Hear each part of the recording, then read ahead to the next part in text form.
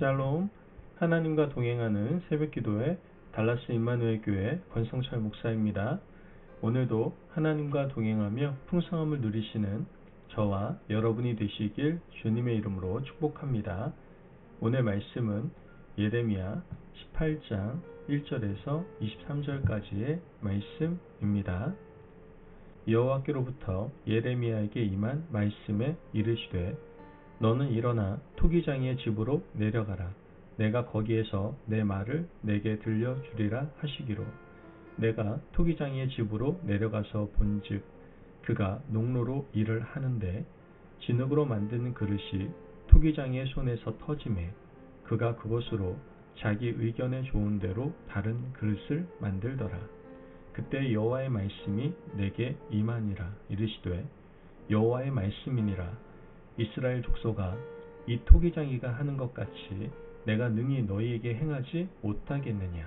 이스라엘 족속아, 진흙이 토기장이의 손에 있음같이 너희가 내 손에 있느니라. 내가 어느 민족이나 국가를 뽑거나 부수거나 멸하려 할 때에 만일 내가 말한 그 민족이 그의 악에서 돌이키면 내가 그에게 내리기로 생각하였던 재앙에 대하여 뜻을 돌이키겠고 내가 어느 민족이나 국가를 건설하거나 심으려 할 때에 만일 그들이 나 보기에 악한 것을 행하여 내 목소리를 청종하지 아니하면 내가 그에게 유익하게 하리라고 한 복에 대하여 뜻을 돌이키리라. 그러므로 이제 너는 유다 사람들과 예루살렘 주민들에게 말하여 이르기를 여호와의 말씀에 보라, 내가 너희에게 재앙을 내리며 계책을 세워 너희를 치려 하노니 너희는 각기 악한 길에서 돌이키며 너희의 길과 행위를 아름답게 하라 하셨다 하라. 그러나 그들이 말하기를 이는 헛되니 우리는 우리의 계획대로 행하며 우리는 각기 악한 마음이 완악한 대로 행하리라 하느니라. 그러므로 여호와께서 이와 같이 말씀하시니라.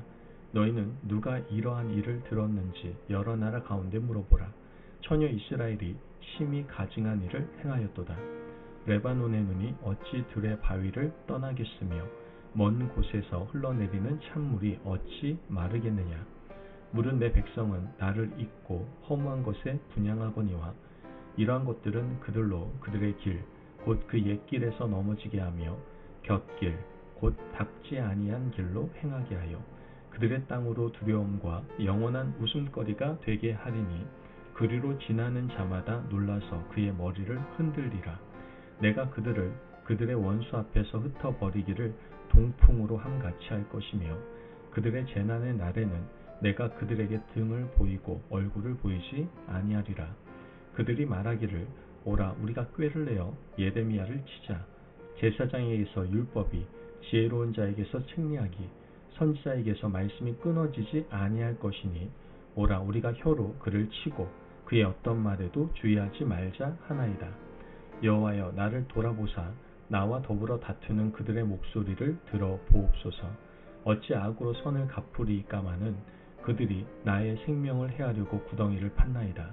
내가 주의 분노를 그들에게서 돌이키려 하고 주의 앞에 서서 그들을 위하여 유익한 말을 한 것을 기억하옵소서. 그러하온즉 그들의 자녀를 기근에 내어주시며 그들을 칼의 세력에 넘기시며 그들의 아내들은 자녀를 잃고 과부가 되며 그 장정은 죽음을 당하며 그 청년은 전장에서 칼을 맞게 하시며 주께서 군대로 갑자기 그들에게 이르게 하사 그들의 집에서 부르짖음이 들리게 하옵소서. 이는 그들이 나를 잡으려고 구덩이를 팠고 내 발을 빠뜨리려고 올무를 놓았음이니이다.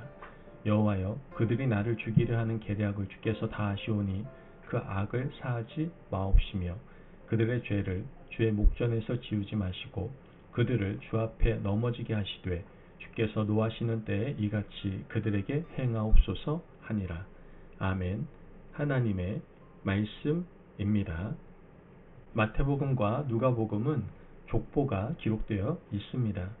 마태는 하향식 족보를, 누가는 상향식 족보를 사용하고 있는데요.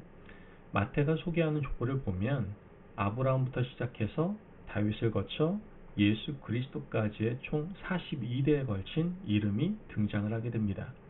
예수님에게까지 오는 조상들의 계보를 한눈에 볼 수 있도록 기록해 두었던 것이죠. 그런데 누가의 족보는 좀 특이합니다. 상향식 족보입니다. 예수님으로부터 시작해서 위로 올라갑니다. 끝까지 올라가면 인류의 조상 아담에게 이르게 됩니다.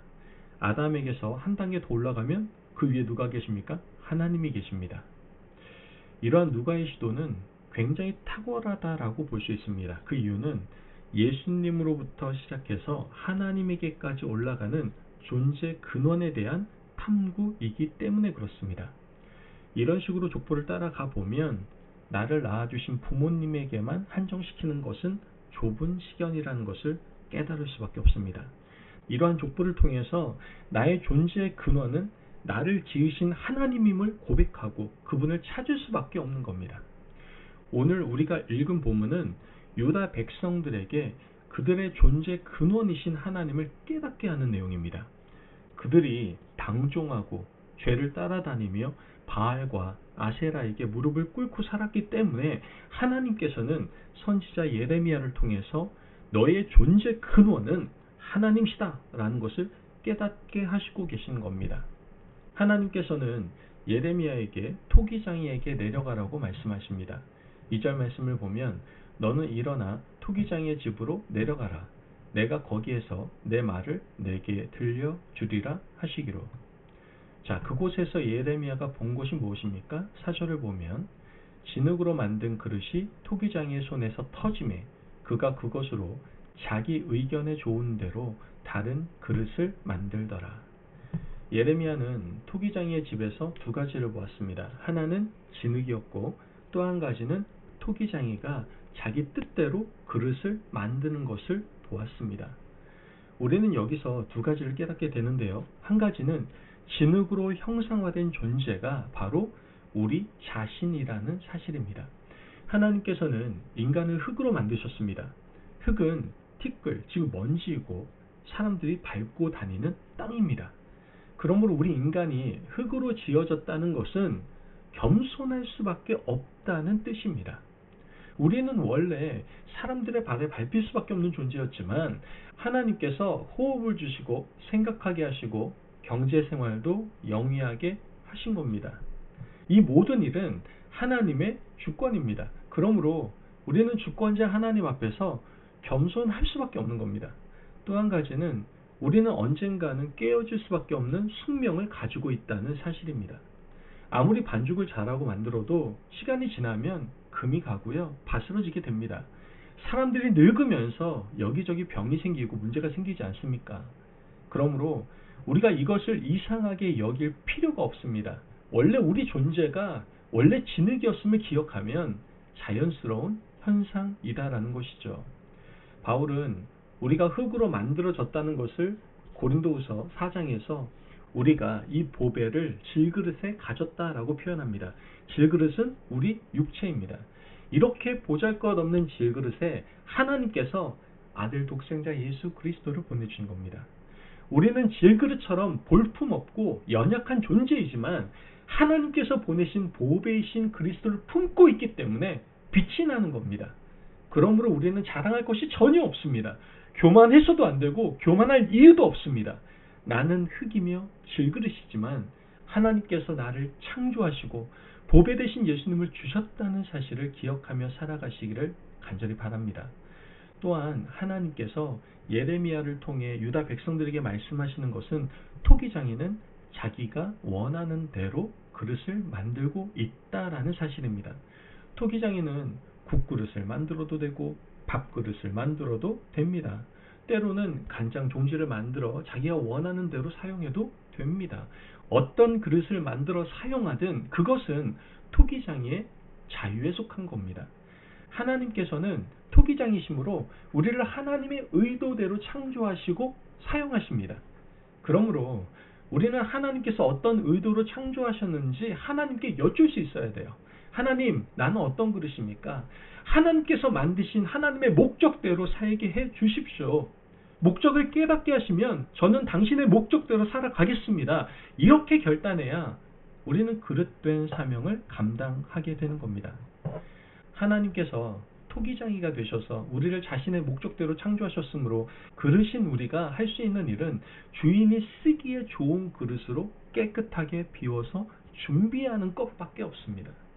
바울은 디모데후서 2장 20절에서 21절 말씀을 통해서 말합니다. 큰 집에는 금그릇과 은그릇뿐 아니라 나무그릇, 질그릇도 있어 귀하게 쓰는 것도 있고 천하게 쓰는 것도 있나니 그러므로 누구든지 이런 것에서 자기를 깨끗하게 하면 귀히 쓰는 그릇이 되어 거룩하고 주인의 쓰심에 합당하며 모든 선한 일에 준비함이 되리라.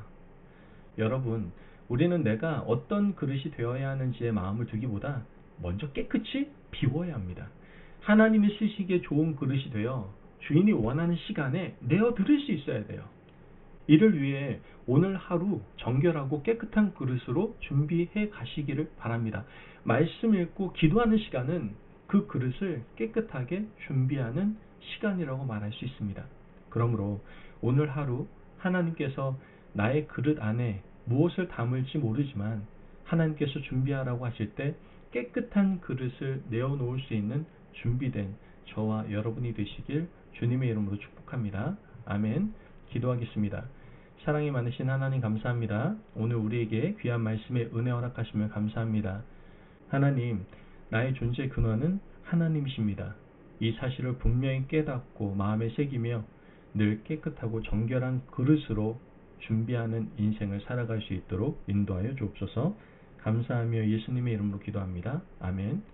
오늘도 하나님과 동행하며 풍성함을 누리시는 저와 여러분이 되시길 주님의 이름으로 축복합니다. 여러분, 나의 주인이신 하나님을 기억하시고 오늘도 정결하고 깨끗한 그릇이 되어서 하나님을 기쁘시게 하는 하루가 되시기를 바랍니다. 말씀 안에서 승리하십시오.